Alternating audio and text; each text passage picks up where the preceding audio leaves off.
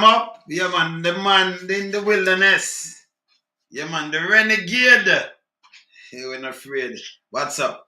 All right. So, we have an interesting story right now to talk about, yeah? Yeah? And this time we'll give it to UK. Yeah? I'm going to talk to the mom of Daniel, who met him demise around 2 weeks something ago. Yeah? Yes, the 1st of August. Yeah, around October, the 1st of, yes, 2 weeks, yes. Around 2 weeks ago, right? Him born with some brain damage. Yeah? Yes. And special need. And him mom looking about him. I'm gonna show you, Daniel. Yeah, and then we're gonna talk to the mom. I'm gonna talk to the mom now because that the state I run around her and we need justice. We need justice all over the place, we need justice for this lady, You understand? Yeah, man. So I'm going to talk to her right now. But let me just show you Daniel. Hold on. We can just show you Daniel in a happier time. This is my birthday, my 10th birthday, right? My last birthday. I'm celebrate. Watch this. Watch this. Birthday to you. Happy birthday to you. Happy birthday. Happy birthday to you. Happy birthday to you. Happy birthday. Happy birthday, Daniel. 10 years old. Look, 10. Happy birthday, Daniel. Yeah, Daniel. Yes. Yeah? Look at Rabbit's cake. You're a big boy now. Big Say happy birthday, Lamar. Happy Happy birthday. Yes, birthday. good boy. Happy birthday, Daniel. Look. 10 years old, Daniel. 10. 10 long years. 10 years old, Daniel. Years. But we make it, Daniel. Yeah. Yes. We're going to blow the cake. Yeah. After 2. After 3. 1, 2, 3. Yes. Yeah. Blow the cake. Yeah. Not the candle. I got the candle. Yes. Look, your cake's blowing out, Dan. Look, 10. Your turn. Oh, bless you. Yes, it's your birthday. You're a big boy now. Yes.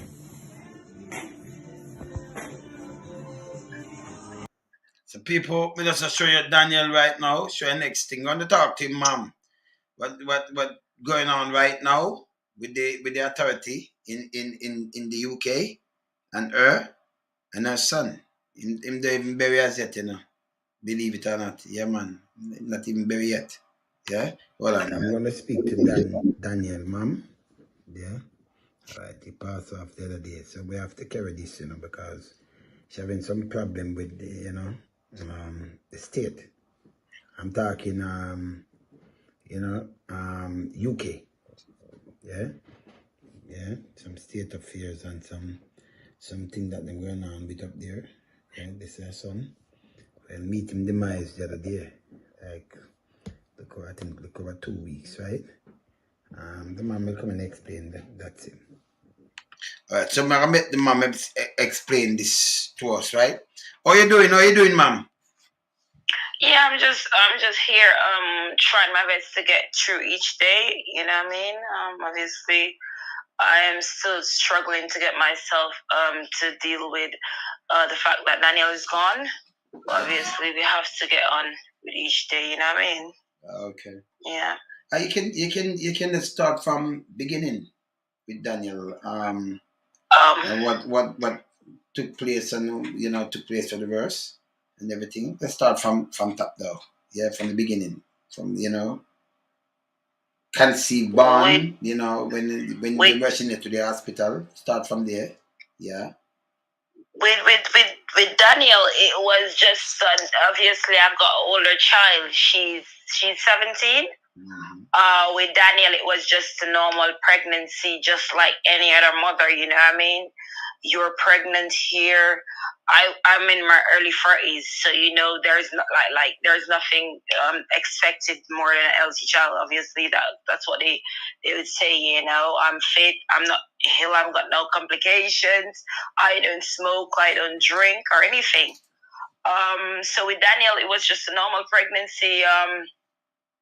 I went to all my appointments. I went to see every pediatrician and everyone that they expected us to go to. I've been on my scans and everything with Daniel. So at that point, when I went to my I think it was 5.5 months, they said, "Oh, you're gonna have a little boy." So for me, I was like, I was happy because I wanted a son because obviously I've got a daughter. So I was happy. I went home. I started shopping the same day. I left from St. Michael's Hospital and I went straight into town. And I started buying stuff for Daniel the same day because they said, "You're going to have a son." I started getting all my stuff together. I went to all my appointments and everything. Up and I think it was 2 weeks before I went into labor, I started feeling contractions. So at that point, I called the ambulance. So when I called the ambulance, they came to my home. They came to my home. I think it was like maybe an hour after they came to my home to get me to take me into St. Michael's Hospital to have Daniel.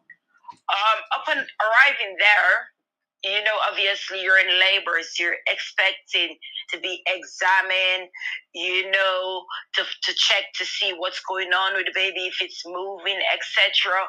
None of that didn't happen. They came, they said, "You need to go in the ambulance. We're going to take you down. If they've got a bed, or not, you're just going to have to wait. Whatever is going to have to happen is going to have to happen." I'm like, okay, because at that point I was in labor, so there's not much I could say. You know what I mean? Mm-hmm. And I remember going in the ambulance, going to St. Michael's Hospital. I remember arriving there. When I arrived there, there was a male and a female. There were two Caucasians. Arriving there, the male was more so like, "You need to get up, you need to walk, we're not going to take you. You need to just get in the delivery suite." At that time, I was having really strong contractions, so I was trying my best to, find myself in the delivery suite. So I found myself in the bed. They put me in the delivery suite. I was waiting to see a midwife. I was waiting there for maybe like 20, 25 minutes, half an hour to see someone to check me over because I just came in. When I came in, I was there waiting. I saw a midwife. She was really nice. She was like, "Hi, you're here. We're gonna check over you." Because when you're pregnant in the UK, they give you like these yellow books. So that book you take to all your appointments until you go in labor. Then they retrieve that book from you and they take it and then they put it away. So you never see that book again. She go over my yellow book and she was there till after that. I don't remember anything. That was the last time I remember having any conversation with anyone there. When I woke up, they said Daniel isn't breathing. No, they said your child isn't breathing.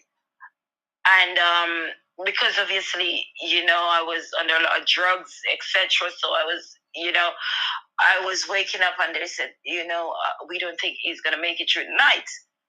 And I was like, really? And they said, yes. And they were like, we've got this hair that we make.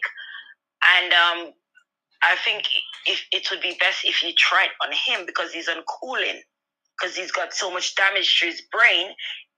He's on cooling. So if you would let us try this hair that we're experimenting on here in this hospital now on him, perhaps it would help him to start breathing.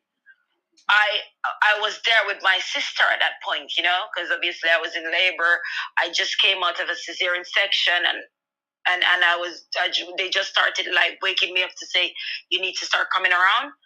I said to my sister, "I don't like the sound of this." So I think if that's the case and he's gonna go, I think it's better if he goes the way he is.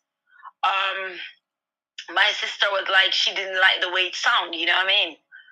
And I said, "No, I'm not gonna sign the consent form for to give him this whatever hair or whatever you. I'm like, no. And he was there. He started breathing the next morning. He woke up. I went to see him the next day. They took me to see him. Obviously, he was in NICU. He was on a lot of medication. There was something on his brain. He was in cooling, they said, and they're like trying to slowly win him off the oxygen to wake him up. And I went to see him, and they were like, "It's better if you go home, and then you could come here every day to visit him." So I went home the next day and I started going there every day, to visit him. I used to be there all day. And after being there all day, then he was there for, I think, like 4 months. He was in the NICU. After being there, they started doing a lot of tests on him because they said obviously he had a cord prolapse. So the cord prolapse is when the cord comes down and he's starved of oxygen. So because he's starved of oxygen, it caused a lot of damage to his brain. Mm-hmm. They didn't know how far was the damage. So after doing the MMR on him, they said it's really bad. The damage is severe. We can't say if he's gonna ever walk, he's gonna ever talk, but he's gonna have somewhat life. But it's not looking good. At that point, obviously, I've never experienced anything like this. So for me, I didn't even know what to say. So at some point, I was even scared to go to the hospital because I'm like, every day you go there, they keep reminding you like this child is, you know what I mean? It's not gonna be able to do this. So I'm like, I'm still gonna have to go there. This is my son. I go there every day. I feed him. I wash him. I care for him. So they said it's time for him to go home, but he's gonna have to have a feeding tube because we can't just give you him to take home. We're gonna have to train you to care for him. So at that point, I started staying in the St. Michael's Hospital. They've got a suite with like the baby unit and the mother. You could sleep there. Like there's a bed, like you could fold it out, and there's a washroom. So I started staying there overnight, and they would train you to care for him before I could ever leave. I started caring for Daniel, and they had to. At that point, they were like, "Oh, I see that you know what you're doing. You can take him home within a few weeks. We'll sign you up. But once you get home, we're gonna have to send a nurse to your house or a midwife to your house the following morning." Daniel was out in a few weeks. So I took him home. The midwife came to my house the following morning. She said he's fine. When he went home, he was having trouble keeping down his feet, so he used to be sick all the time. You know what I mean? Because he had a NG tube where you feed through the nose. So he used to be sick all the time. So I used to have to take him in to let him feed it back in. After that, he had a pediatrician. So he used to have to go to his pediatrician. They were doing studies on him to see what damage was done to the brain. So he had several appointments, like a week. It would be like 4 or 5 appointments a week. You'd have to take him. I used to take him to all his appointments. Just because obviously I'm a young mom. I've never experienced anything like this. So I'm like taking him to his appointment, do all what they're saying I should do to make things right. So I take him to his appointment. He still was sick. They still couldn't say how far exactly what was going to happen with his growth or anything. But they were just like, we're just going to try to do what we can do, obviously, because he's alive. I started caring for him. He's got a way where he's got acid and reflux on his stomach, so he tends not to keep things down like what we would do. So he tends to be sick quite a lot. He keeps being sick. So they came when he was I think he was like 5. He was so small. He was like a baby, which is 6 months, because he wouldn't keep anything down. So they said they're gonna have to fit a tube in his tummy to feed him on, or they're gonna have to tie his stomach. At that point, they tied his stomach. His doctor name is Mrs. Q-Sip. She did the operation. He went in, he came out. He was sore for a few weeks. He was fine. Then we start having the same problem again. He start being sick again. We went back in after a few months because the same problems start happening.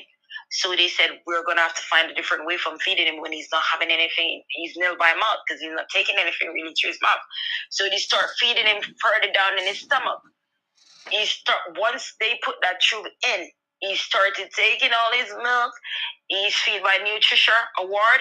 He's on Nutrini Energy Multi-Fiber Milk. So he started taking the milk with a high dosage, and he started gaining weight. Everything was going good. I'm still there caring for him. He started going to his school, Claremont School, special needs. I'm there doing what I have to do as a mom. He started getting older now, So I've been asking, obviously during that time, as he started getting older, if I can have any support in the home to care for Daniel, because obviously it's becoming overwhelming, and I couldn't do anything. Obviously, every day was just getting his medication, making sure his feed is ready, making sure you pick him up from school. Once he gets home, change him in his pajama, making sure he's on his milk, and everything. It's like it's a routine. I started doing all that. So at that time, I didn't have any time for myself. I didn't have any time for my younger son. I didn't have any time for my older daughter. So I started asking social services for some support, because they said, the school said you need to ask for support in the home. I started asking for support in the home. I had about 4 or 5 social workers. They came to my home. They would talk to me. Then they'd go in, come back and said, we went to a panel, and the panel turned you down. You don't need any help. So for me, I'm like, really? So it started happening like maybe every year. You would see a different social worker, and they would come in the house and they say, "Oh, you don't need any help." At that time, I was living in a 2-bedroom house, so I was lifting Daniel up the stairs, down the stairs for years, and in the bath, washing him, taking him out. So my back started to, a lot of problems with lifting him, because he's getting older. No work, no help from social services, any at all. Still doing everything on my own with him. The school stepped in now, and they said, you need help as a family. You're the only person who's not having any help or receiving anything. So they said they're going to contact social service themselves, because I'm supposed to have a social worker, a disabled social worker, who's supposed to put things in place for us as a family. They stepped in. The social worker, she contacted me. Her name is Zoe Chancellor. She contacted me. She said, we need, obviously she's concerned. The school is saying that we're struggling, and as a family she needs to meet up. They gave her my number, so obviously we talk on the phone. She came to my house. She's seen Daniel's room. She's seen that we have to lift him up the stairs every night, put him in his room. His equipment has to be outside. We had to store him outside in the shed. I had to get a shed and store everything outside. She was like, this is not looking good, You shouldn't be living in this house with this child. And, we're going to put things right, I had a support worker at the time. Her name is Shelly. The both of them came to the house. Mm-hmm. They left the house. I was like, yes, something is going to happen now. I'm hoping I'm going to get some help, because at that point, I really was struggling. I have to be honest. I was not in a good place. I was depressed. And haven't heard anything from her. I called her and I said, Zoe, I need help with Daniel. I can't go nowhere.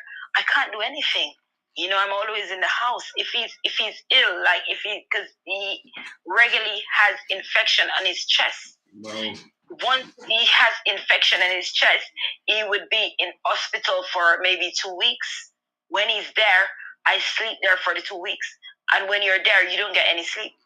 The machine keeps going off. Some of the time, I'm walking out of A&E at 2 o'clock in the night or 4 o'clock in the morning because I need to get home. I need to like have an hour of sleep and I get back there in the morning. I said to her, I need something. Something is gonna have to be in place. She said she's gonna do her best to help us as a family. She called me one day and she said, I'm gonna come to meet you at your house. So this is me thinking that there is gonna be some support in place. So I was excited. He said I need to come and see you and we're gonna talk. Me and Linda Drew, our manager. I was like, okay. When they came to the house, she said to me, I'm gonna have to let you know I'm gonna have to put your kids on high risk. This is the paperwork. So obviously for me, I'm like, are you joking? She said no, because you expressed that you're depressed, you're struggling. We're gonna have to do this. This is the procedure. Obviously for me, I couldn't understand it. You know what I mean? Because I'm thinking, are you kidding me? So I said, no, you're not going to take away any of my children. You're not going to put them on anything. I'm not going to, I said, it's best if you leave a house, please, because you're starting to piss me off now. She left my house, and her manager, both of them left my house. I stopped communicating with her. Within that time, Daniel was in the hospital as well. I was at the hospital. She keeps calling there. She keeps calling my phone, etc. I stopped answering her calls. I was just focusing on trying to get Daniel okay to get out of A&E. She came at my house, I think it was 10 o'clock in the night. I came home with Daniel about 9:30, 10 o'clock. I heard the door, letterbox. When I opened it, it was a file stating that they're going to be a meeting with a chair. Is going to be at a meeting, and it's going to be a child protection meeting. Child protection? Yes. I wasn't going to go to the meeting because I'm like, this is a load of madness, you know? But after talking to family and friends, they said you need to go to the meeting to hear what they have to say. When I went to the meeting, there was 9 people there, including the police. People I don't know, people from Daniel's school, people from Lamar's, my younger son's school. She went to speak to my older daughter in school. She because what they do, they make up all these lies, and then when everyone catch them out on the lie, they say, "Oh, we had a miscommunication." Upon going to the meeting online with Miss Chancellor and all these people and the chair, the meeting was scheduled for 3 hours. On Zoom, because obviously it was locked down. So, at that time, nothing was open. So I went to the meeting. I was there. Upon going to the meeting, they were there discussing if the children needs to be on this high risk. Lamar, my younger son's school, didn't have no problem. She went to speak to my oldest daughter. She didn't even want to talk to her. She told her not to come back to her school. She's embarrassing her. So it was just one load of mess. She at the meeting, it's all these professional people there said, and the chair asked her, "What are you doing for the family?" She stated that nothing. They asked about the living accommodation. She said, "Oh, we're trying to provide a house that's suitable to care for the child." I.e. Daniel. She said, okay. They said, okay. So what have you put in place to support this family with this additional needs with this child? She said nothing. They told her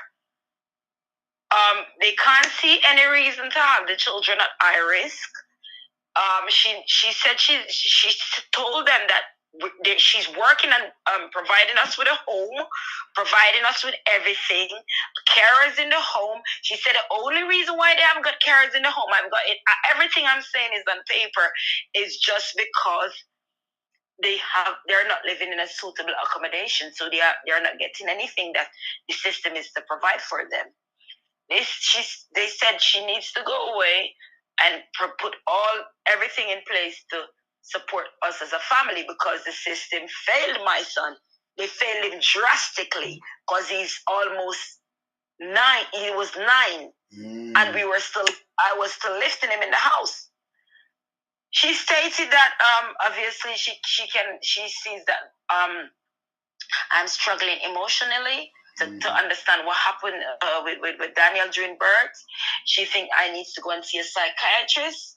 I told her that the funding that they're going to provide for me to see a psychiatrist, I think the funding could go towards providing a carer and a home that's suitable to care for my son. I don't need to see a psychiatrist. If I need to speak to someone, I know where to go. That meeting finished, and at that time they had a property that a family was living in, but the family left the property and they were staying in temporary accommodation and they were extending the property. So a housing officer called me and they asked me if, because I was meant to go back on the band to bid for a place, and you know when you're bidding it can take up to 70 years to get a place. So they asked me that his family, and I was complaining about moving from where I was living because I just moved there and I had to uproot and move the school and everything. And they said, we've got a property 7 minutes from where you're living. If you view the property and you like it, we could give you the house. It's newly extended and it's got a washroom and it's got a room downstairs for Daniel. I viewed the property. I seen the house. It's a very nice house. I said I would take the house, but I'm gonna need some time to move in the house. Obviously, I'm transitioning. Upon trying to move into the house, she provided us with a place that's called Bellbrook. So Daniel goes there 1 time a week. It's a respite center for children with additional needs, with special needs. So all kind of children goes there. He goes there once a week. While I was moving, one day they called me and they said, "Mom, you know there was something happened." So for me, once I get these calls, I'm like, "Really? What's going on?" So I said, "What happened?" They said, upon hoisting him, the tube was ripped from his stomach. So he's got to A&E, and you're gonna have to quickly go there to meet the carer who's caring for him. So I went to A&E. When I went to A&E, the carer was there from Bellbrook. Daniel was there. So obviously, because with A&E, once you're there, you have to wait maybe for 12 hours to get a bed. So obviously, I take over. I was there with him. I was waiting. They left. I got a bed. I think it was maybe at 12 o'clock the night. On Apollo Ward, they took him there. They were waiting to do his tube. He was there for 2 weeks and nothing. Tell me something. The tube out, and they don't take that for emergency. No, it's not. No, it's not. I've got videos on my phone with communication with them. They said it's not an emergency. What? They put an IV in his hand. They were giving him fluid.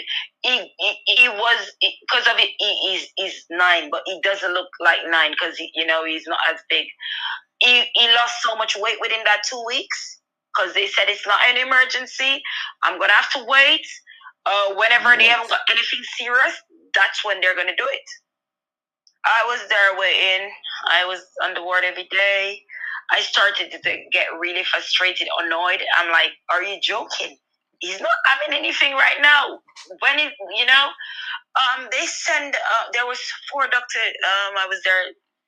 They come and they were explaining to me that they've got this procedure that they can do. They can push something from his hands, go all the way from his shoulder, pass through his heart, come all the way around.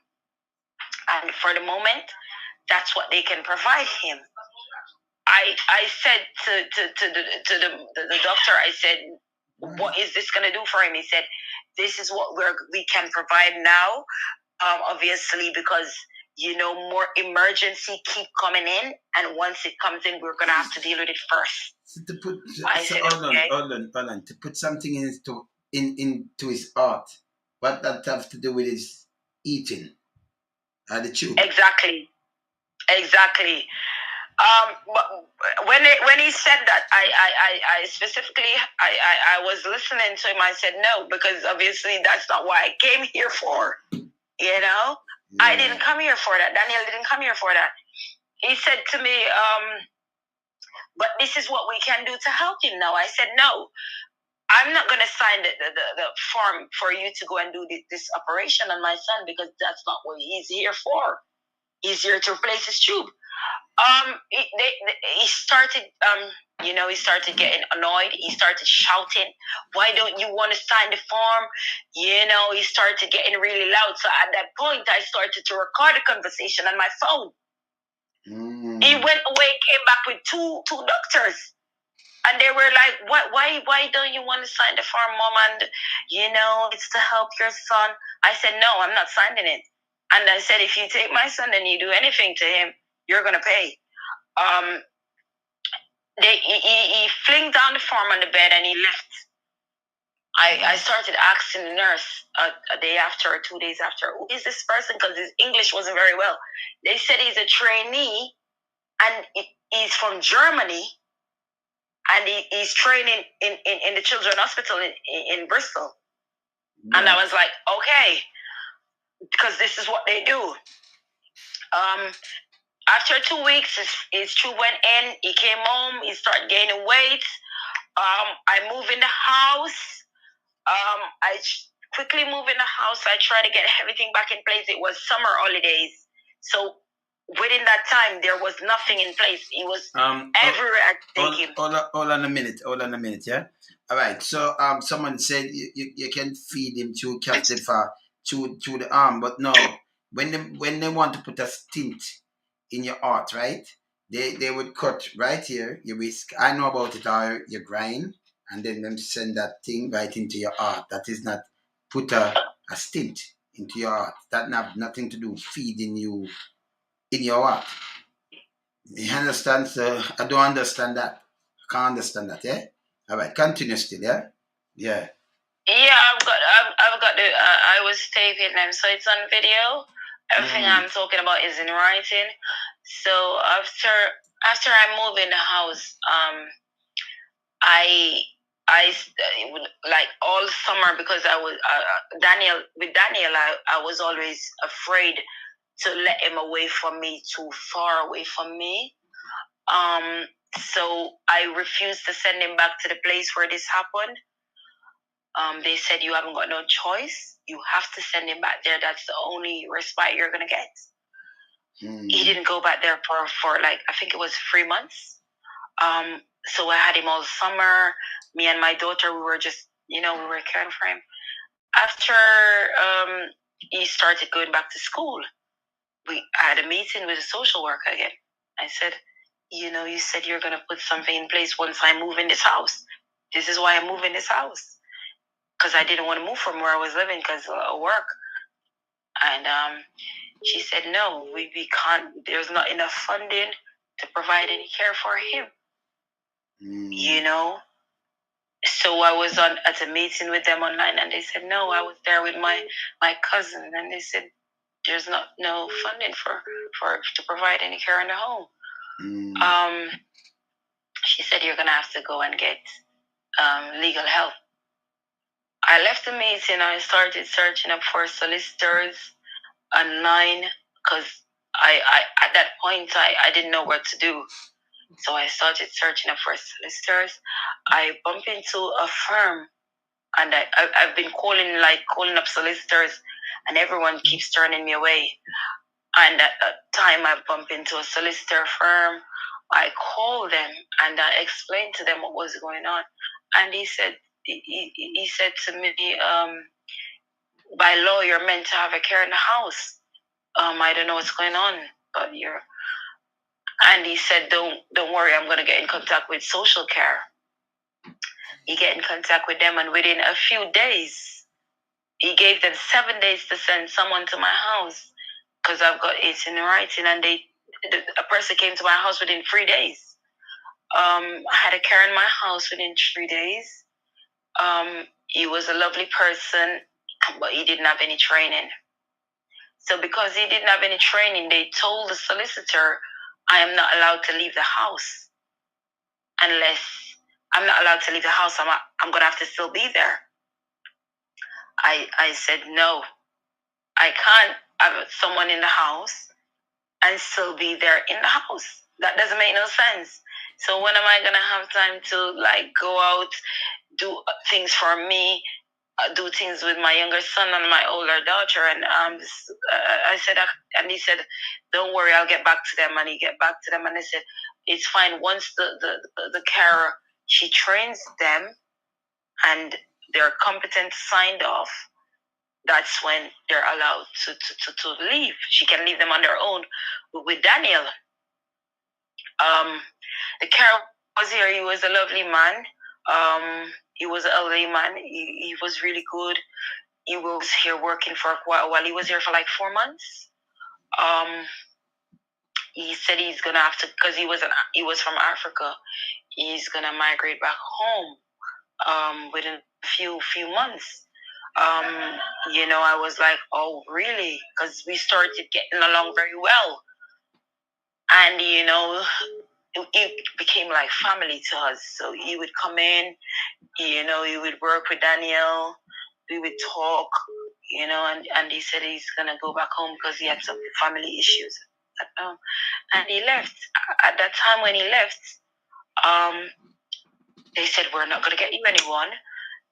You got someone. They left. What do you expect us to do? There's trouble in the UK to provide any support. I started caring for Daniel on my own again. Doing everything I have to do. I got back in touch with the solicitor. The solicitor started getting on their case. They send an agency to my house. These agencies now, they're made up like anyone can make up an agency and just send anyone in. So for the day, there would be like 6-7 people every other day. And they would just come here, they would sit down, they would be doing anything. At that time, I was thinking, no one is trained. There's like 3 people in the house. I still have to be in the house, and I have to train them. After a few months, the communication with the social care and the agency broke down. The carers stopped coming in. Mm-hmm. They said, we're not gonna do anything. This is it. I said, okay. I am still caring for Daniel. He's still going to school. Everything is the same. Upon that note, he had an operation. He's meant to have this operation in his legs. The operation, it was scheduled from I live in the whole house, but because it wasn't suitable, they had to put it off.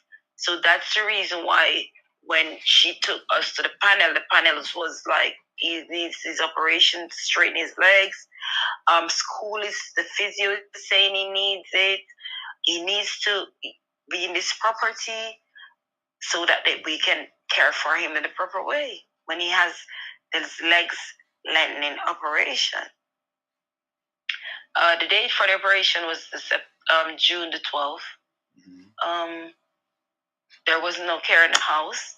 I was still caring for him on my own because Daniel is my son, and I've never felt the need like I could ever give up on him, because I was thinking, if I give up on him, who's going to be there for him?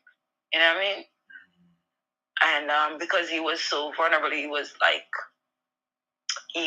someone that you could do anything to, and he couldn't protect himself. I took him to do the operation, and on the Thursday he did the operation. His foot was in gaiters. His foot was in gaiters. And he came home on the Friday. They said he's meant to have them on for 2 weeks. He's not meant to take them off. He's not meant to have a shower or anything. After the 2 weeks, you take him to A&E. You take him to the clinic, and they would remove the dressing and put back the gaiters on. I did the same thing. I didn't take them off or anything. The Saturday night, I couldn't deal with it. He was crying. He was screaming. He didn't sleep. He didn't sleep the Friday, the Saturday, all day. He was on so much painkiller. It wasn't working. I didn't know what to do, so I called the ambulance the Saturday night, and I was telling them, like, there's no one here. There's no care in the house, etc. They said they can't do anything about the care situation. They're gonna have to deal with it on Monday. They're gonna put it in lock. What they can do, they can take him to A&E and try to see what the pain is, but they're gonna have to let him out because obviously he's not ill. It's just pain.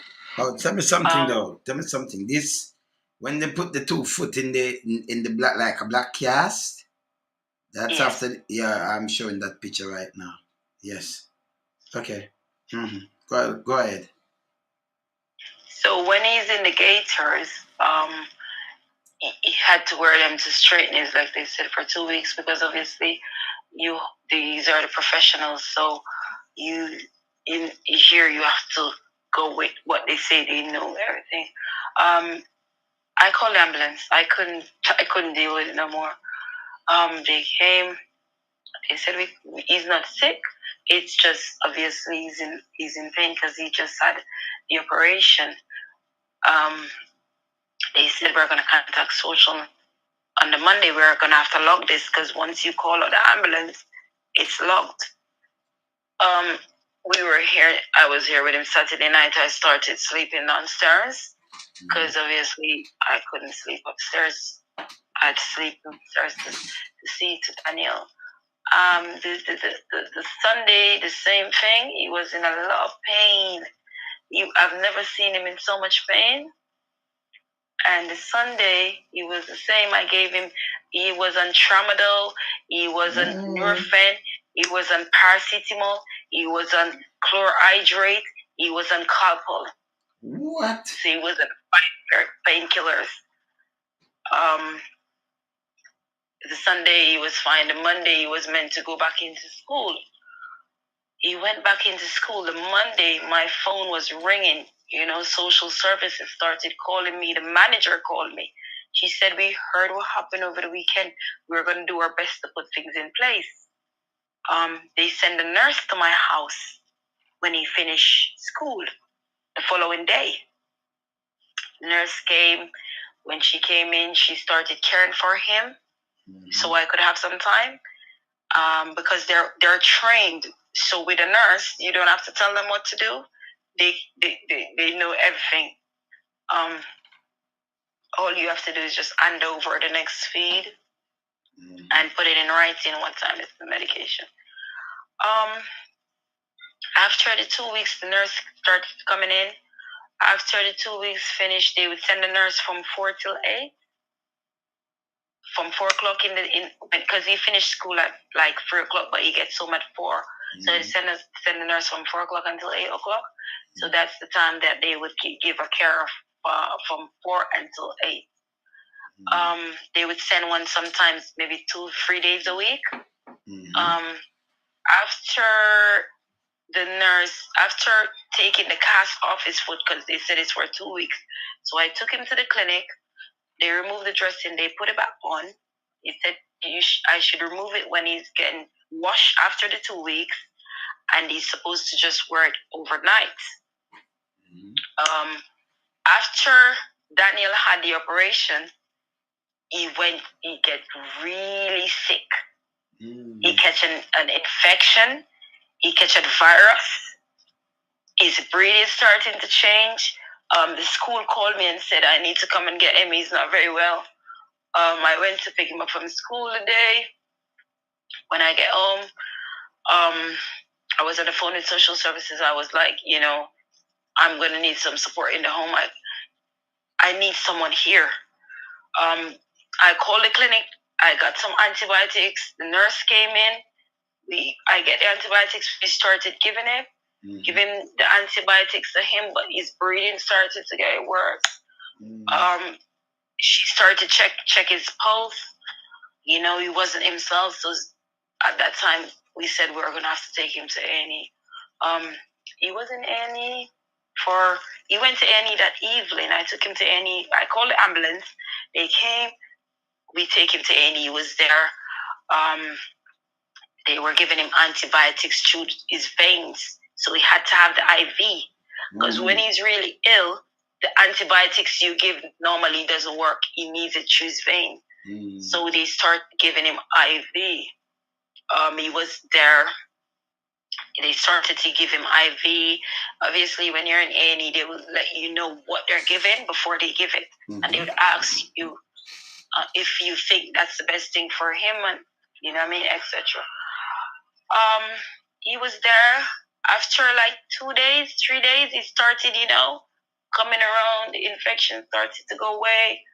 He started to, be himself, because one thing with him, with all the problem he has, he's always a happy boy, and he started to come around. So I was there, every day looking after him, So I was home one day. The social worker called me and said they have a meeting that they need to put more support in the home, because he's going to come home from hospital, and that was during the summertime. So, in the summertime, he's not going to school. He's going to be home all the time. I said, that's fine. Okay, that sounds really good. Still going to the hospital. He's still there. He's still getting over his infection. He's coming around. While he's there, I noticed his foot. His right foot, you couldn't touch it. He's constantly in pain from his right foot. His foot starting to, you couldn't touch his foot. He would keep his foot upright. So if you try to pull it down, he would pull it up back. And he would be screaming. So I was thinking, this wasn't happening before he had the operation. So I started asking for the nurse, and I went downstairs to where he had the operation to see the surgeon, to find out, to see if she could come see his legs. Because it wasn't like this. His foot got worse. You couldn't touch it. You couldn't put it in braces. He was constantly in pain. They put up the painkiller to the maximum painkiller, so he's having 5 painkillers during all day. His foot started getting worse. I started complaining about his foot. I said something is wrong with his foot. Yeah, it's not like this. He wasn't like this. I started taking pictures. No one was listening. Because what I do, I came home in the morning. I leave the hospital and I come home to get dressed and to get washed, and I go back there. The social worker called me and she said, I'm going to take Daniel from you. We're going to take Daniel from you, and we've got a court order. We've got court, and we're going to try to remove him from you. I said, at that time, I was like, I started shouting. I'm like, you need to take me to court. Whatever you're going to do, you need to do it, because you're not going to take my son away from me. She was like, would you like me to come and see you? I said, no. I said, anything you have to say from now on, if you put it in writing, don't call my phone. At that time, Daniel was in the hospital. His foot was getting worse. They booked a date to have an immediate care order to remove him. So the court was like, she called me the Monday. The court hearing was the Wednesday. So this was a brief hearing where they wanted to move him from 2 hours from where I was living. it's online. So we were on Zoom. The judge was like, we can't remove the child under such circumstances with such small information. We need, to know what's going on. We need to set a date for one full day of hearing. So the judge, the judge said keep him where he is in the hospital because they didn't have nowhere to put him. And the judge said we're not going to take him away from his family because obviously his mother has got younger children. We can't just do this like this. So they said they're going to schedule it for one full day hearing, and that would be in a week's time. I was still going to the hospital. I was still going there every day, still taking his clothes there. I was still giving him a wash, take him downstairs. It was the summer, so, within that week, I went to court that morning. When I went to court that morning, the social worker was there. They had their barrister, their solicitor. I had a barrister, I had a solicitor, and there was a guardian that was provided by the court. Before you go into court, obviously you have to have a mediation with each parties where you have to come to some agreement. Mm-hmm. They were saying that they're specifically going to remove him from the care of his family. They're not going to put no care in the home. They don't care what no one said. They did it. It didn't work. That's what they're here to do. The guardian, which she is a legal guardian that's provided by the court for Daniel, and my barrister was trying to liaise with social care to say, what if this didn't happen? What have you got? What's the next step? What have you got in place? Mm-hmm. They said they're not going to do anything. Mm-hmm. We went in court. When we went in court, they did a 5-page statement with all lies. Just lies. Misunderstanding, they call it, because with lies, it's misunderstanding. Just lies. They give it to the judge. I give my statement as well to the judge. Everyone is in court. They testify that they're going to move him 4 hours away from his home. Mm-hmm. The judge asked them how he's going to see his family. They said they know. They said I'm a danger to Daniel because I'm not doing everything that they said I should do. So they're going to take him away. So hold on. So what they say you should do what you wasn't doing. They said I should keep him in his braces. Yes. Overnight. Mm-hmm. Give him his nebulizer. I've got everything in writing. I can provide you with all the documents. Yes. And give him his suctioning. I said to the judge, no, I didn't say to the judge. I wasn't talking to the judge. I was talking to my barrister. I said I'm trying my best to do everything, but I can't do it on my own. There's no way I'm going to be able to do everything every single day the way they're lining it out to be on my own. But after seeing what these people do, I realized that it's becoming an attack on my children. It's becoming personal. It's becoming a racial attack on my family. We go into court. They testify that their plan is to remove him. Their plan was to remove him, to remove my parental rights. So my parental rights would be removed. So if he's in hospital and he's on a breathing ventilator, I couldn't say whether it should be on or off.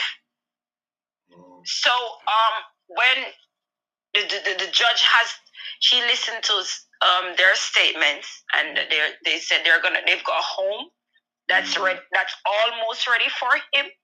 It's not fully ready because the people in the home is not fully trained. And this is what their plan is. The judge asked them, what have you put in place to support this family? They said nothing. The guardian asked them, what before you bring this case to court on this high level to remove the child from all he's ever known, What have you had a meeting in the community? Did you put anything in place for the community to try to support the family in the home? Nothing was put in place. The judge asked them, how is he going to see his mother? They said she can drive to look for him, or perhaps we can bring him to see her. Maybe we don't know. We're gonna have to work something out. So you're talking about So 4.5 hours now, yeah? Pardon me? You're talking about 4.5 hours worth of driving now, yeah? Yes. So that's what the judge was saying. How is he gonna see his family?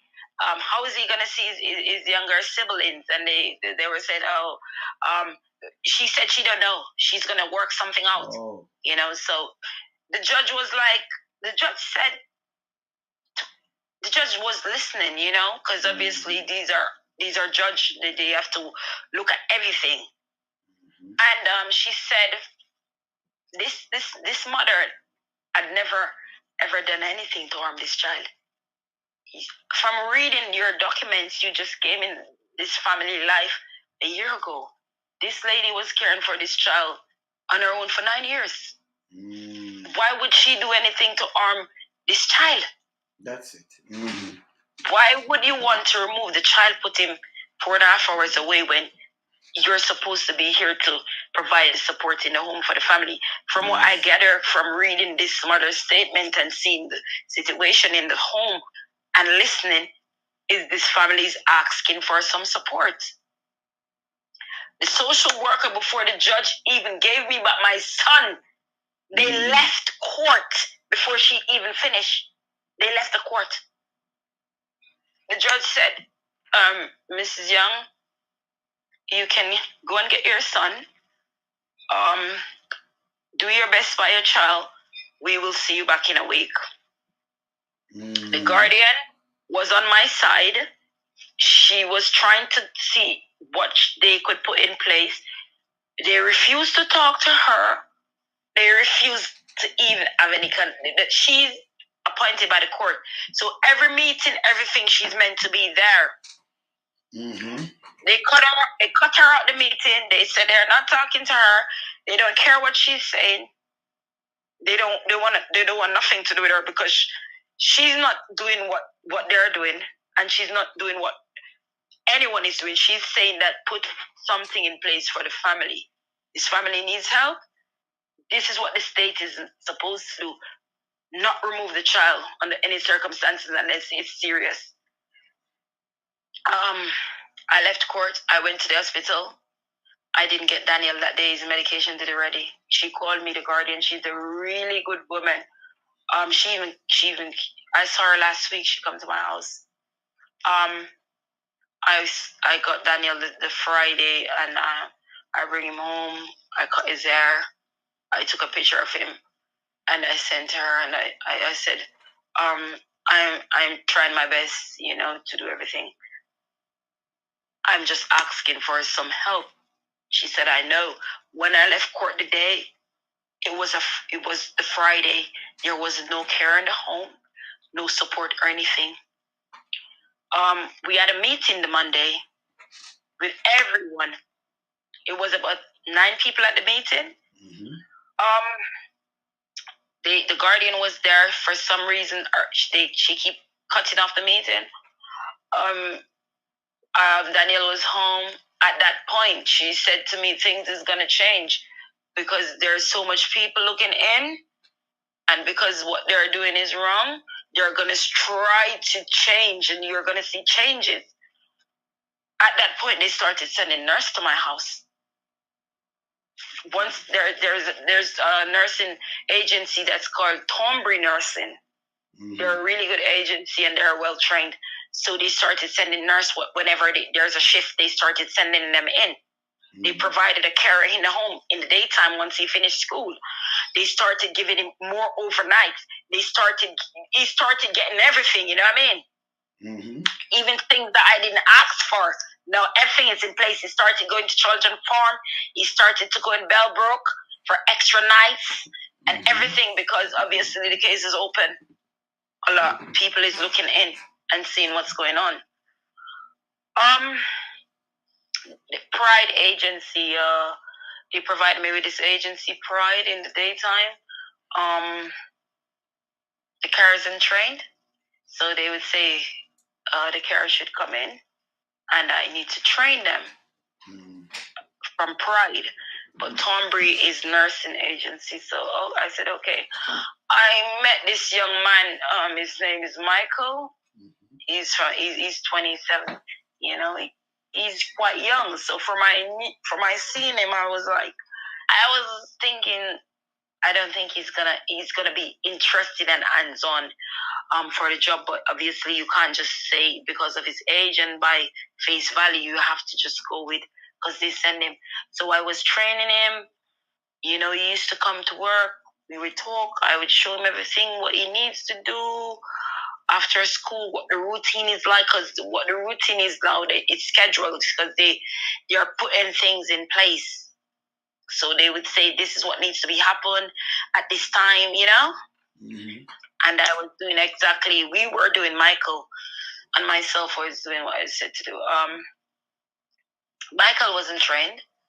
Because he wasn't trained, we had a lot of issues. He was more relaxed. So everything you had to say, Michael, Daniel is screaming. He needs a painkiller, he needs this, he needs that, you know? I was hands-on with him, trying to get him to see, like, Daniel is a child that he needs attention. You have to be there, you have to be alert, you have to, you know? Mm-hmm. I didn't make it to social work. I didn't make her aware that Michael isn't trained. He's incompetent. I don't think this is a job for him. Mm-hmm. She said to me that Michael is with Pride. To use Thornbury is the budget is too high. So with Pride, it's less, and they're planning to get rid of that agency with nursing and use a cheaper agency because there's not enough funding to do it. And I said, I was saying no, because what happened, he's not even signed off. He's still on the training. He's here for over 4 weeks and he still doesn't understand. Mm-hmm. He used to show up for work late. He's always late. He's always stopping from work. I used to be calling them to find out where he is. You know, obviously, upon that, I could see that this is not for him. They said I should find someone myself. So I said, let me try to find someone to do the job myself. So I start handing out flyers. So, you put flyers out. So I start handing out flyers to see if I can find someone to train, and they would pay them. Mm-hmm. Upon doing that, I didn't receive any calls. I was waiting. I was still working on Michael. Nothing. Michael, there was a nurse. She came in to train to see if Michael was ready to sign off. Mm-hmm. Upon coming to the house, she came with another young man. So there was me, her, Michael, and there was 4 of us. Michael wasn't. She came here. She was watching him. So she came to shadow him to see if he can do the work. They could sign. Yes. Okay. Upon coming here, she couldn't sign him off because he didn't know what he was doing, and he was here for over 6 weeks. Wow. She said,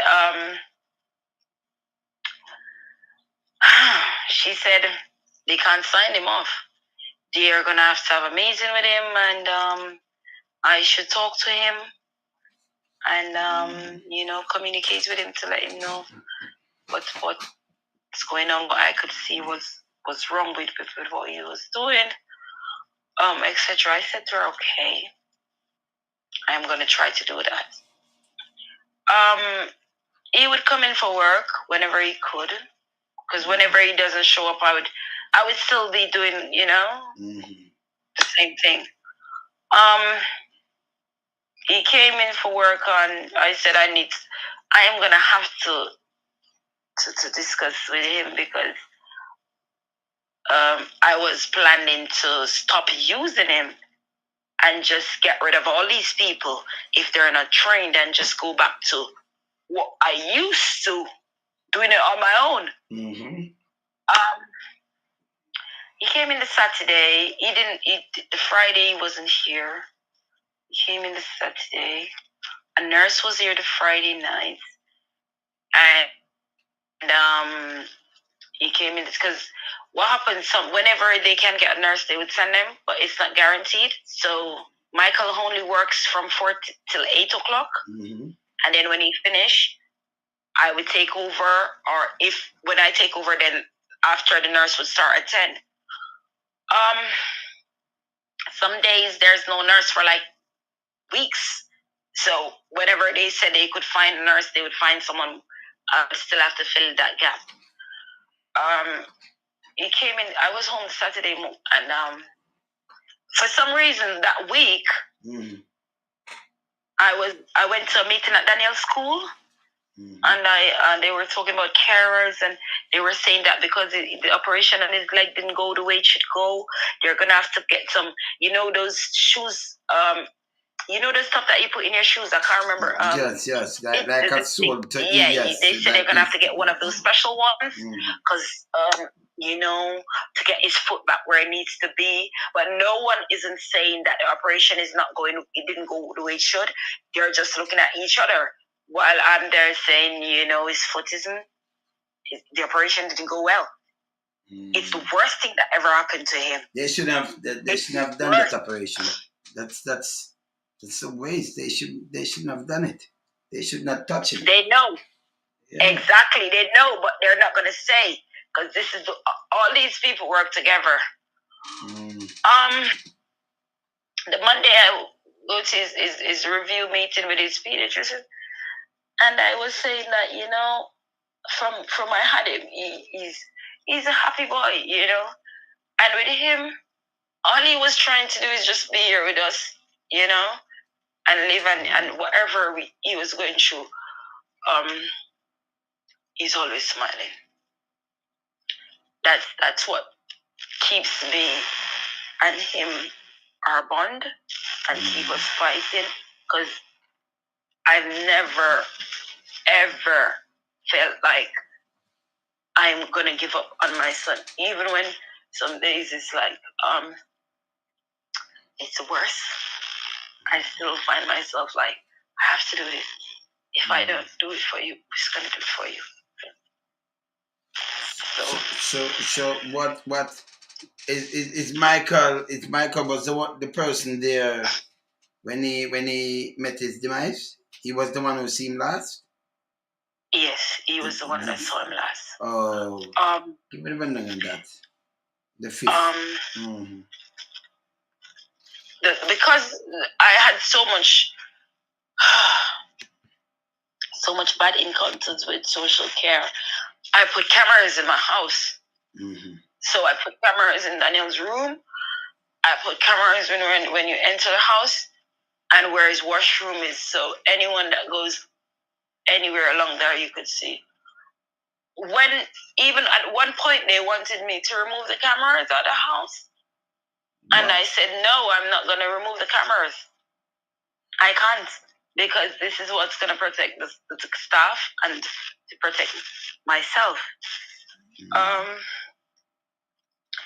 The Saturday he was here, I didn't leave the house all day. I was really tired, so I was in all day. My oldest daughter, she went to work. Daniel was in the front room with me, Lamar. We was there all day. I knew that he was meant to start work 4 o'clock.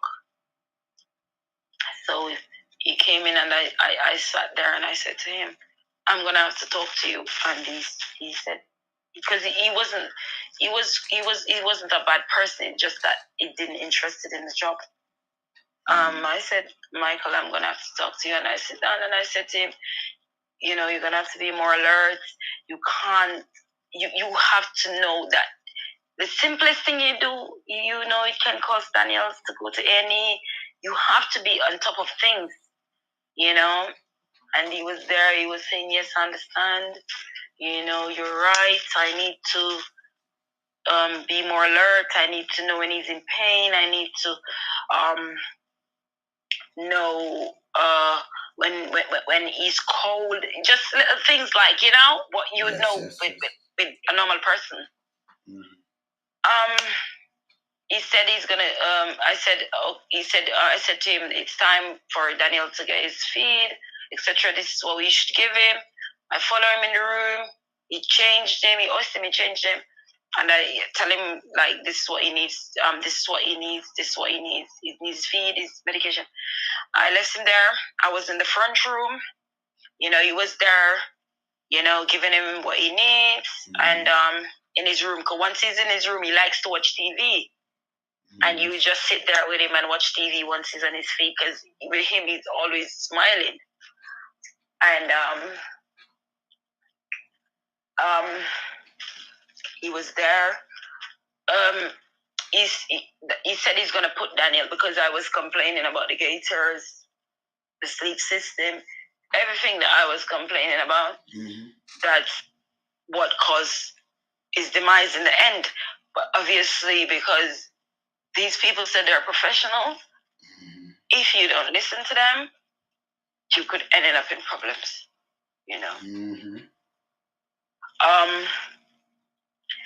He said to me, he said, Mom, I'm going to put him in bed because he finishes at 8, and I'm going to put the gators on, and he's still on his feet. Obviously, when he's on his feet, you turn it down, you're not going to be eating, and you're going to be eating fast. And he said to me, he thinks he's in pain, which I knew because obviously from the operation. But they are saying to reverse what happened with the with the foot, you have to, because the foot wouldn't stretch out. So you have to put it in the gaiters. It's like a brace to keep it out. So he put it on, and I said to him, I went to the room, I said, if we give him some painkillers, because he's meant to just wear them for an hour. Because with me, sometimes I don't put them on him, because I know when you put them on him, he's gonna be in pain, and I don't like seeing him in pain. But obviously, they said he needs these things to make things better. We put them on. He put them on him. I was there. He was in bed. He was putting him in bed. I left him, and I was upstairs with Lamar. Doing some, they give him some work from school, some project. So I was doing the project with Lamar, my younger son. Yes. As I was doing the project with Lamar, I was upstairs. He said to me, because he said, Mom, he would say, Shauna, I'm gonna go now, So I said, okay, and he left. So when he left, I was upstairs.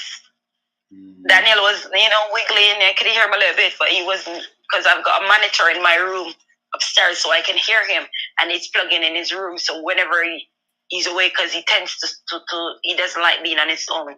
So most of the time, someone is down there. Like I would go down, and my oldest would go down. So I could hear him. So I went down. He was okay. I came back up and was doing the project in my son's book to take to school. I went down there back within, I think it was an hour. When I went downstairs, I went in Daniel's room, because obviously you would pass, you just go in his room. So I knew you have to go in his room all the time. So I went in his room. When I went in his room, the pillow was on his face. So the pillow was over his face.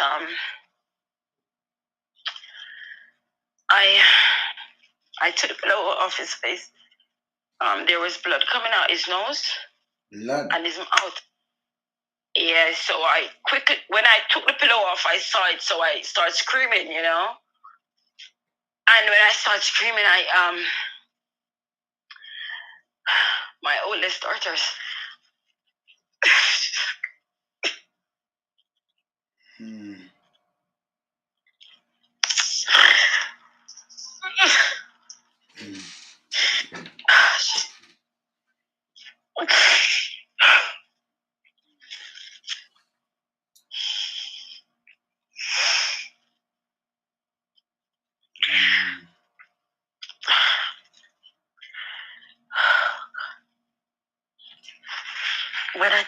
off his face. He started bleeding from his nose and his mouth. So, you know, I started calling his name and started to pat him to see me with me. He would come around, but he would come around.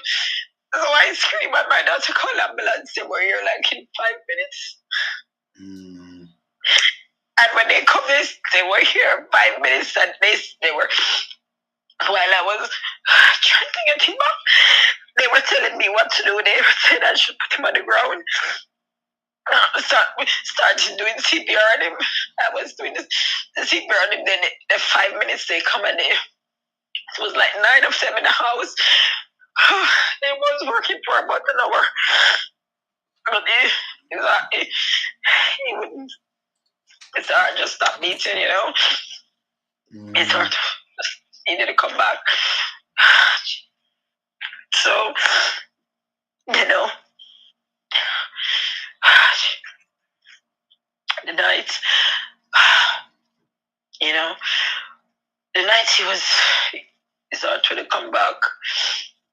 Then, they said, you know, we can stay for a while with his body until they're gonna have to take his body to the morgue. There was a lot of police officers coming in the house. They started questioning me. I went to the hospital with his body. I was there until like 4 o'clock in the morning. I left him at 4. They said I shouldn't leave the house. They're gonna come at 11 the next day. So they come at 11 the next day. They take his clothes. They take everything from the room. They ask me for the CCTV. I tell them I'm gonna copy it off and give to them. I said I'm gonna copy it off and give to them. They said this is the same thing. This is them now tell don't put up the camera, but now good thing you have the camera, right? Yes. Okay, good. Yes, it's a good thing I had the camera. Everything is on the camera, you know. They even went in court. I've got it on paper. They said to the judge that I've got cameras in the house. I'm not allowed to even release the footage, or else I'm gonna be charged. They didn't want the cameras here. The Sunday they said they're gonna come at the house at 11 o'clock. So the police came at the house 11 o'clock. When the night he passed away, and I went to the hospital. I went there with my sister. We were both there, and they said I should sign the paper to say there's 2 police is gonna come. No, a police and the pediatrician is gonna come to the house. The next day, I signed the paper. The next day, it was they were meant to come at 11. They didn't show up until 12. They came with a social worker, a pediatrician, and the police. They went. We went close to his room, so they questioned me for 3 hours. Before they started questioning me, the police, he seen that the CCTV was on him. He said, I'm not allowed to video them. They're not allowed to be in any CCTV or any video. The pediatrician tell him, no, it's fine. The video is fine. So he started questioning me. I was there for like 3 hours just answering questions. You know, after I was there answering questions for 3 hours, and I was explaining to them the braces that was on his foot. That's what caused him to lose his life. These are the same things I was complaining about. The carer didn't know what he was doing that caused him to lose his life. Because obviously, if you know you're caring for a child like Daniel, I keep telling him not to put the bed too high, because Daniel can roll out of the bed. He put the bed high. You know, when you're laying down, your chin falls on your neck. It cut you off from breathing. So what happened? He put him in bed. He put the braces on. He couldn't move. Then his chin fall on his neck.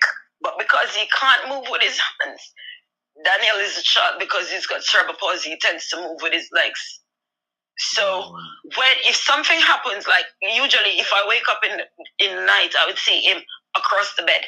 You know, he uses his legs and he will wiggle all over the bed. He was in the sleep system that they provided for him to keep him in one place. It's still in his room. He was in the gaiters that they provided for him. It's still in his room. And Michael put him in all of those.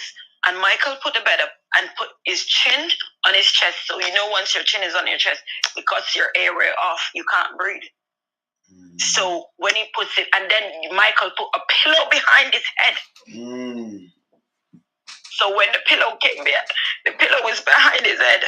And he was wiggling and it fell over him and he was wiggling.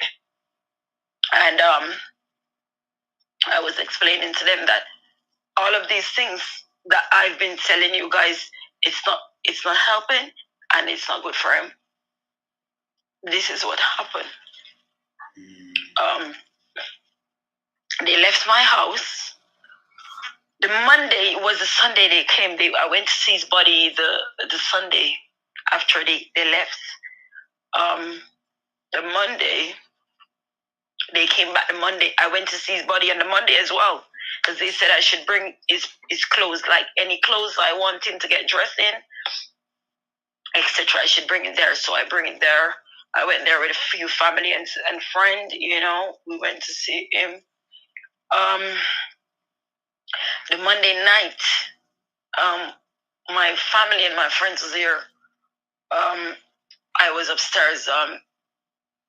The door knocked. When the door knocked, it was three police. They called me. They called me and said they're here. They said they're here for the CCTV. I said specifically, I'm going to get the CCTV to my solicitor, and I'm going to provide you guys with a copy. But I can't just give you the disc and the camera, and I haven't got anything. I said I can't give it to you as yet. Just give me some time. Let me print it off and give you from 5 in the morning till after 4 the night. So you would have all day, you know. They left. The coroner called my sister. I sent you the voice message with her and with my sister, because obviously at that point I couldn't deal with them no more. You know, I was, you know, going through my own thing. Dealing with the situation. I asked them not to cut Daniel's body, if they could do an autopsy on him, because you've got autopsy where you don't have to cut the body open. I didn't hear anything from them. My sister was saying you need to call them to find out what's going on. So I called a young man his name is Carl Mill. He works he works at a hospital. So he would be the one that brings Daniel to see me the last time, and he gave me all his information. I asked him what's next, what's going on. He said he's gonna send me the coroner's information and her number. I called her. Upon calling her, you can hear what she was like on the phone, because I told her, I said I can't talk to her no more. I'm gonna have to let her know that we're gonna have to take the conversation. She started shouting, saying she's gonna cut him open. I haven't got no choice. The body belongs to the state. Whatever they want to do, they can do, etc. She started going off. I stopped talking to her. I gave my sister the phone, and I'm like, I can't do this, you know.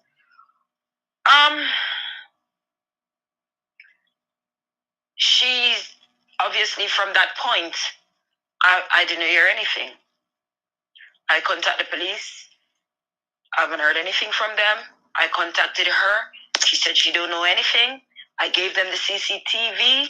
I haven't heard anything up until now. The last time I spoke to the police, she said she was there when they did the autopsy. I said I don't want to talk about it. I asked you not to cut my son open. I'm a Muslim. I don't believe in it. You can. I specifically asked you to do an autopsy where you don't have to remove his organs. She said, I said, talk to my sister. I don't want to talk, and I got a solicitor at that point to deal with them. I haven't heard anything from the corner. Yesterday, my sister was saying that you need to contact them to find out what's going on with his body, So the coroner name is Deborah Neal. Her name is Miss Deborah Neal. My sister called her. She said they did a full autopsy on the body. They remove all his organs and they remove his brain. I asked her, where's my son's organs? Where is his brain? She said they sent him off to be tested to find out why he died. I said, when are you going to get them back? Because obviously I'm not going to bury him without his organs. She said she don't know. She don't know anything. She don't know anything. She don't know. She said, we can't even find his brain. We don't even know where his brain is at this point. Because they have to hold accountable for these things. Continue still. Yeah. She said we don't know where is his brain.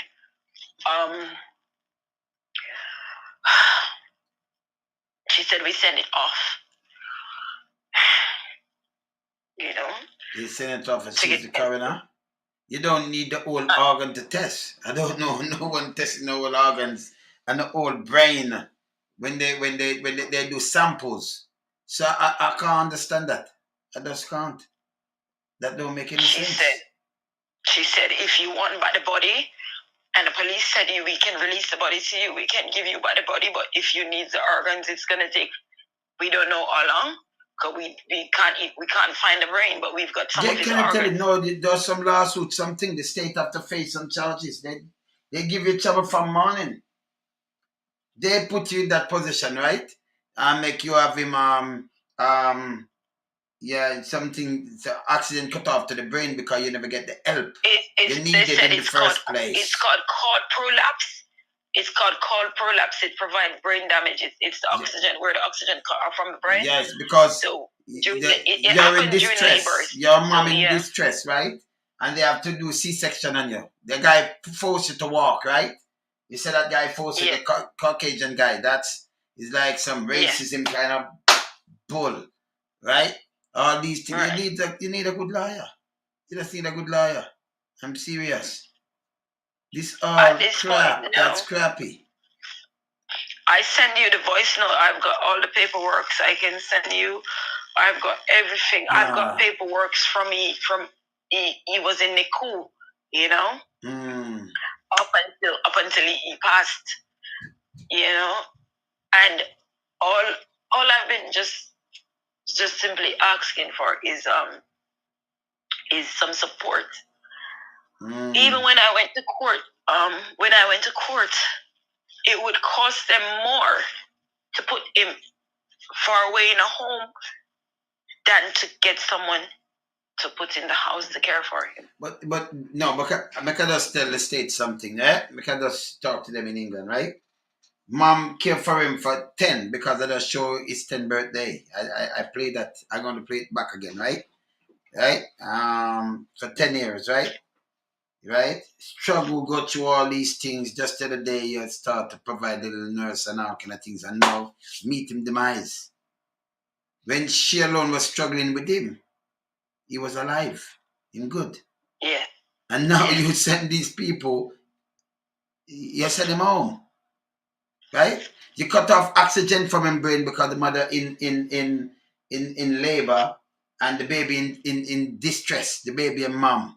Because guy force you to walk from the ambulance, right? They're not gonna carry you, not even on a stretcher, right? And you're in some terrible pain, labor pain, right? And they force you to walk. And the guy tell you blatantly, I'm not gonna help you. You have to walk yourself. All these kind of things, those I'm telling you, those are some racist even when the ambulance came to the house, usually if an ambulance come to your house, they would check you over before they even take you in. Because if the ambulance did come to my house they never and check me over, they would knew that something was wrong from in my house. So that time they would airlift me to a special unit. You know what I mean? So they never airlift you. They never check you from your arm, right? No, they said no. They're not checking me nothing. No. They told you that they're not checking you nothing. Okay. You need a good lawyer, man. You need a good solicitor, man. No, I've got 4. No.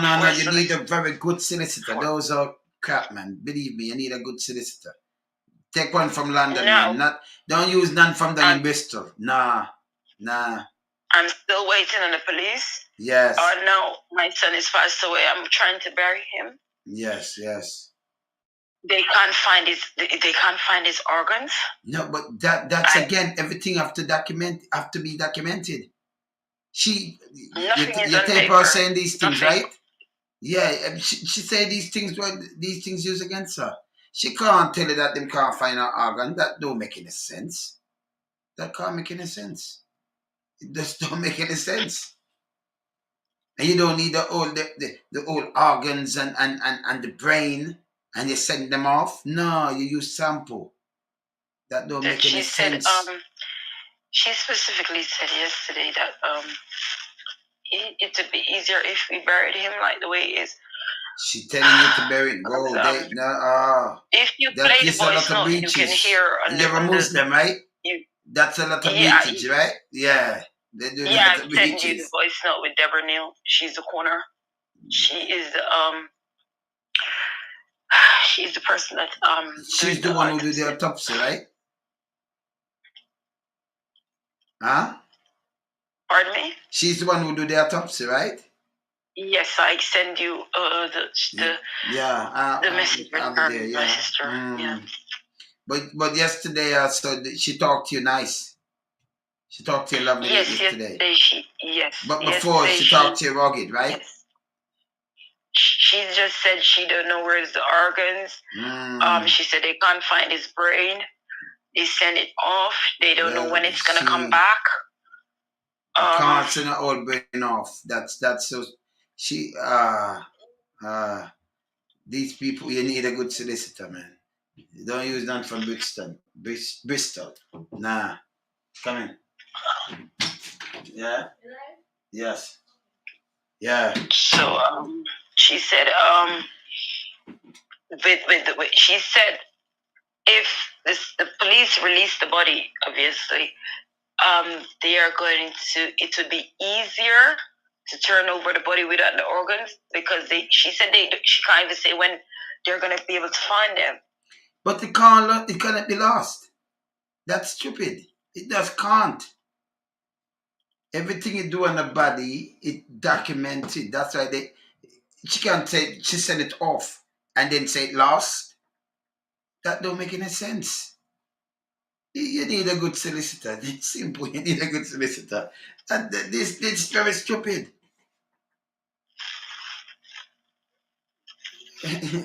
That was me. I was really pissed. That would get me really pissed. Yeah, that's stupid. That's really stupid. Yeah? She can't say she sent it off. And then she said we can't find it. Don't make any sense. Basically, what she's trying to say is it would be easier for us to take the body the way it is than to wait till they find back the organs.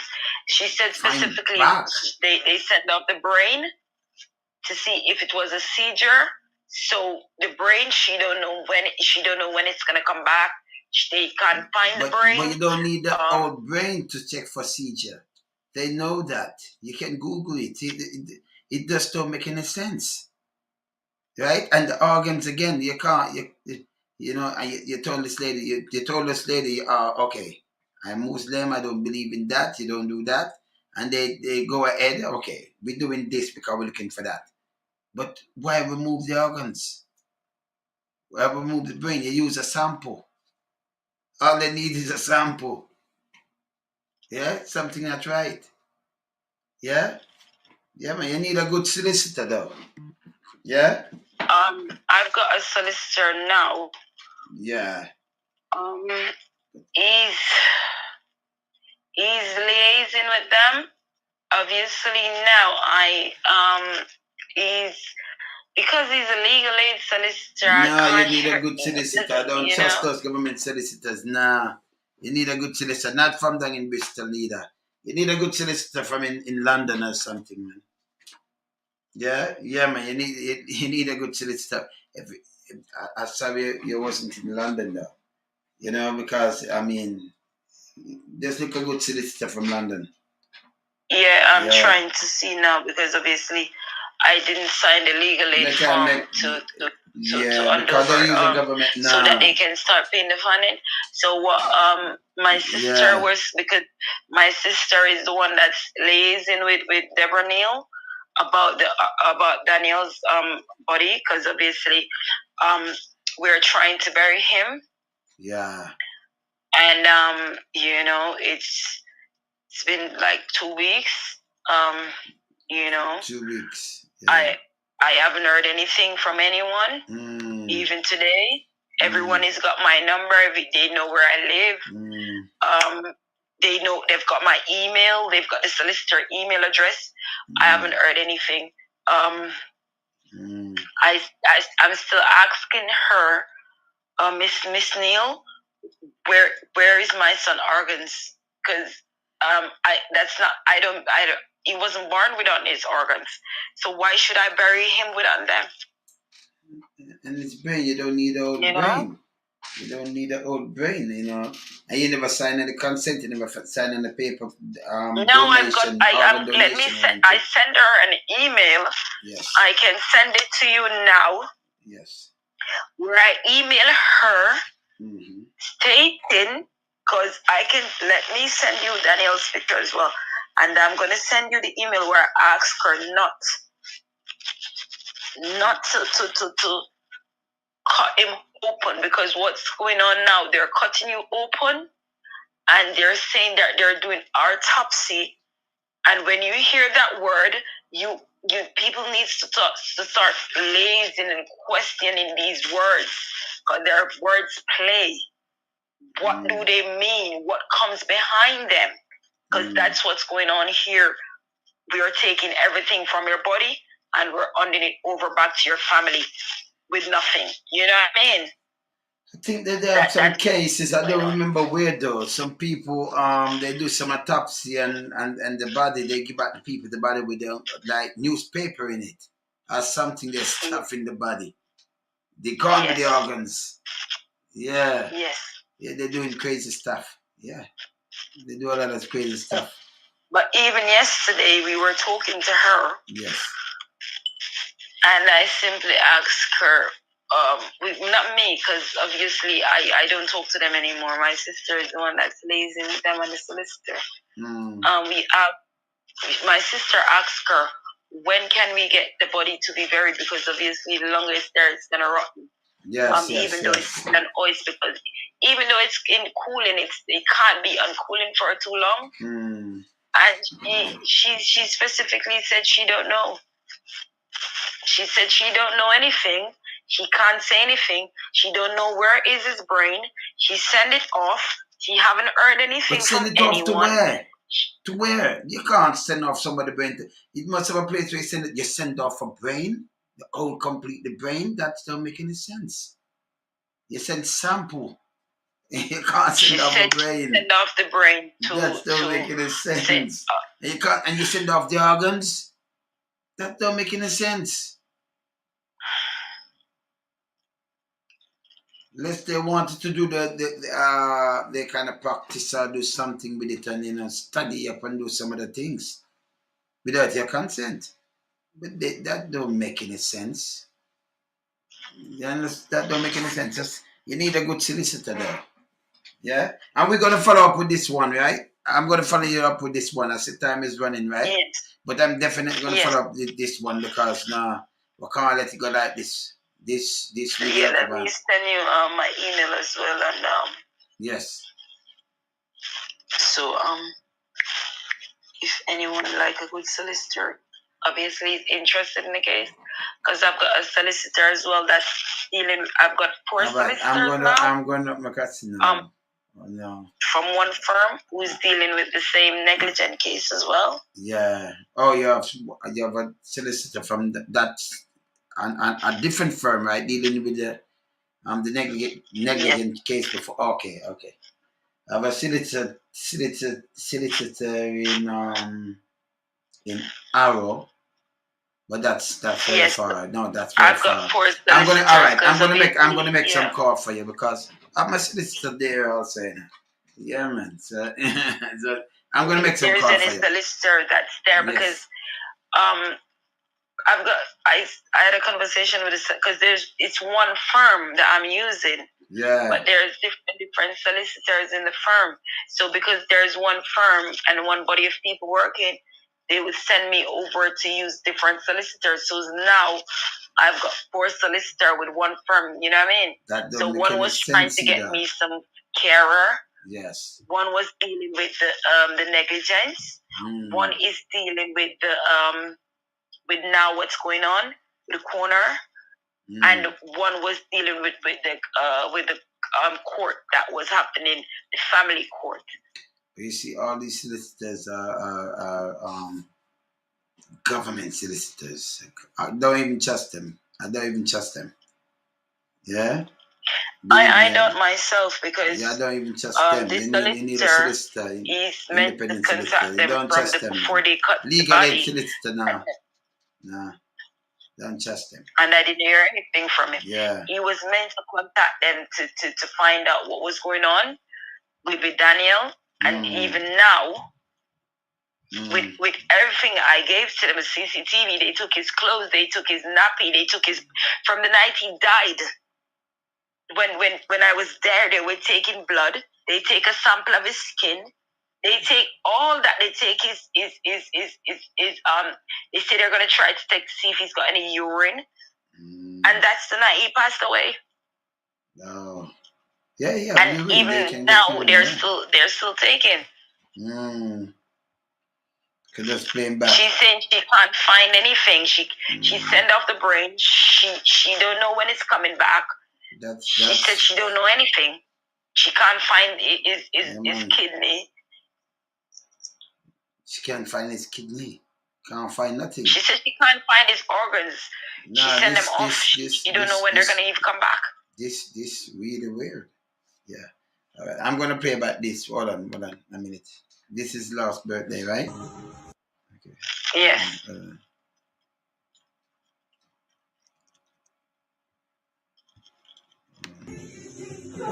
Happy birthday to you. Happy birthday to you. Happy birthday to you. Happy birthday to you. Happy birthday, Daniel. 10 years old. Look, 10. Happy birthday, Daniel. Yeah, Daniel. Yes. Yeah? Look at Rabbit to your skin. You're a big boy now. Big Say happy birthday, Lamar. Happy birthday. Happy birthday. Good boy.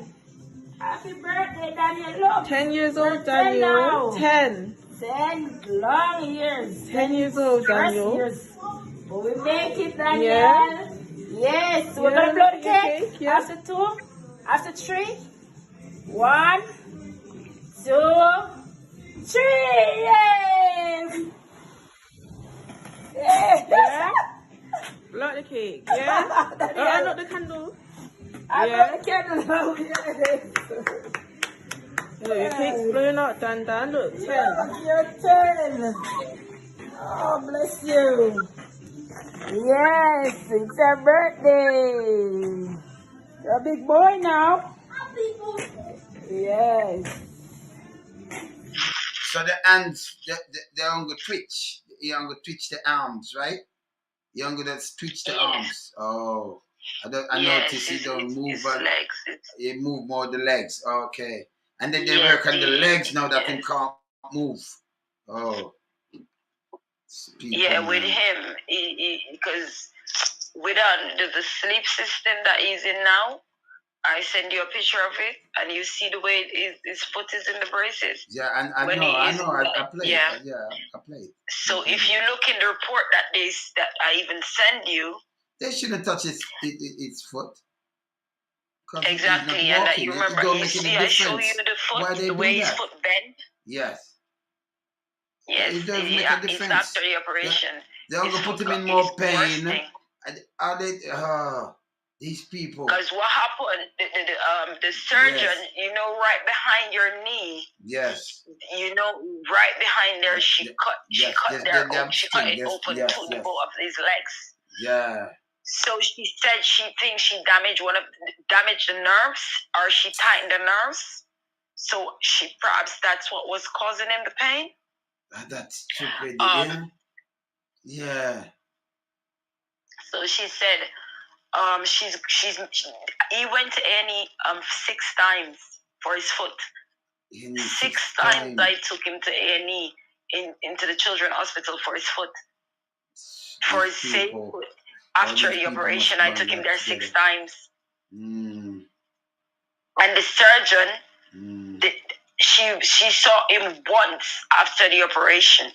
The operation is from June. Oh. And he passed away, and she still haven't seen him back yet. Oh. So she knew that the foot didn't do the operation didn't work. She said she's meant to see him again to sort out the problem. That's what she told me the last time I spoke to her when I took him to the clinic. And she said to me she's gonna book an appointment to see him again. And up until now, even now he's gone, I still haven't received the appointment. Anyway, so he would still be in pain from the foot, and it's not just it's a pain where you can't touch the foot, you can't try to stretch it out.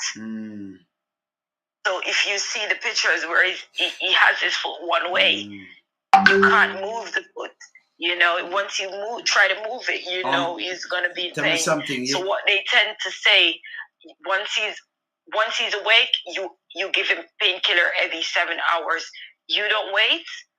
So they schedule like he's on 6 different painkillers. And this is good. When it's a tramadol, I can't take tramadol and these things. Tramadol? Yeah, wow. Tramadol. All these kind of painkillers, I don't take nothing. No. Morphine also? Morphine? Tramadol? He's on Nurofen. Yes, Nurofen? He's on every that painkiller. Nurofen under your stomach, you know. Tramadol side effect, cut off your waist, swell your neck, do all kind of things to you. These things, I can't take these things. Not take these things, man. Tramadol, Nurofen, all these things. No. Yeah, he's on paracetamol, he's on Calpol. So why would I put him on paracetamol when that is the weaker thing and it's not helping him, and then you put him on tramadol? You just overdosing him. Yeah, because the paracetamol is like your Panadol. Yes. Yes. So you don't need to give him those things. Yeah, it's like, you know, you understand? Tramadol hurt you also. It must relax, of course, but it also hurt you. It do a lot of things to you. That's tramadol, you know? Yeah. That's tramadol. You understand? So tramadol helps for pain. It's help for pain also. Tramadol. Yeah. I know tramadol. He was on fluoride. That was quite strong. He was on Kidnap. Even this week, I can show you. Yesterday, they sent me a prescription with him. Now, where they were putting him on more medication. What? Yes. I remember this I've not a got young man who eat normal food, prescription. right? I can send you a picture of it now. That when I went to school last time I spoke with them, I said he's on too much because since That's he's been too born, much. he's on his regular medication. Yes. But he's never been on so much medication. Never. That's not good. If you That see can't his be room, good. he's got like bags of painkillers and medication. And usually he's just on his trixafenadil and his gabapentin and his iocin patch and his casmacol. That's only what he used to have before they changed. They stopped making the ranitidine. He was on those medication for years. But since after the operation, they just started giving him lots and lots of medication, you know?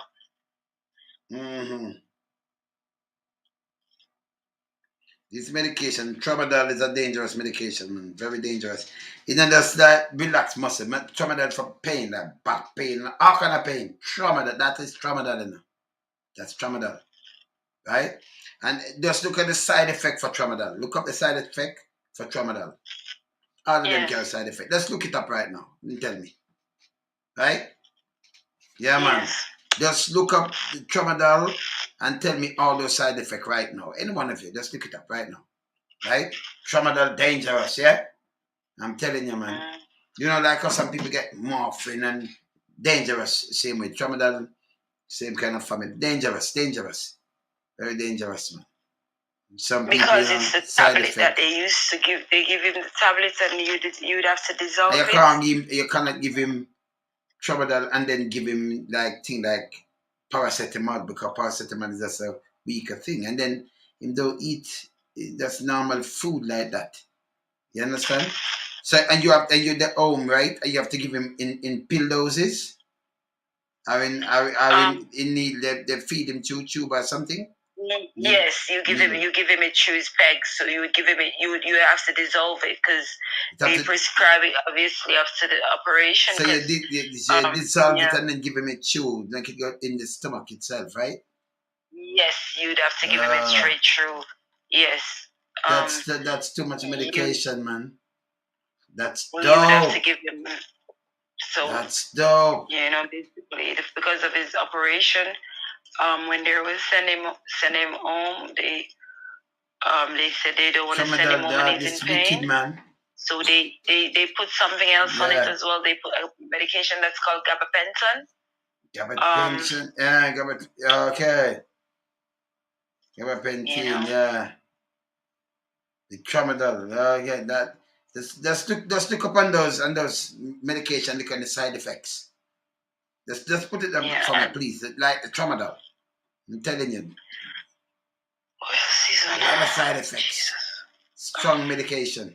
I couldn't take it. He's on a lot of painkiller because if I show you now, is like my cupboards. It have more side effects. So give me all the side effects. Side effect, loss of strength and weakness. Not have enough more. It have a lot of side effects, man. Drowsiness. Let's put them up. Put them up.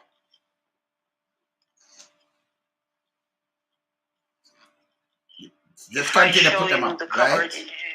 Yeah. I used to buy painkillers every day.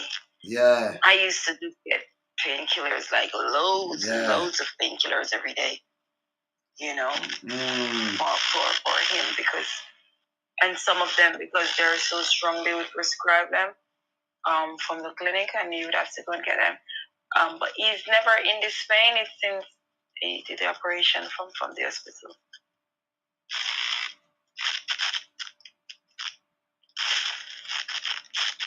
So it gives a headache and things like that, right?